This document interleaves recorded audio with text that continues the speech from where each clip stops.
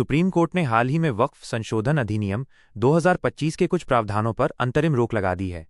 ये फैसला उन याचिकाओं पर आया है जिनमें इस कानून की वैधता को चुनौती दी गई थी। कोर्ट ने कहा कि जब तक इस संबंध में उचित नियम नहीं बन जाते तब तक ये प्रावधान लागू नहीं होंगे।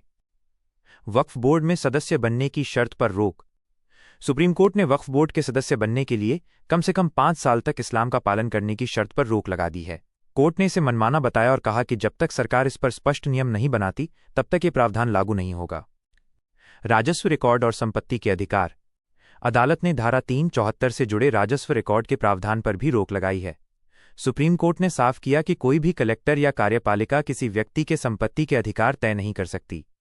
कोर्ट ने निर्देश दिया कि जब तक वक्फ ट्रिब्यूनल और हाईकोर्ट से वक्फ संपत्ति के मालिकाना हक का अंतिम फैसला नहीं हो जाता तब तक वक्फ को उसकी संपत्ति से बेदखल नहीं किया जाएगा और न ही राजस्व रिकॉर्ड से छेड़छाड़ होगी।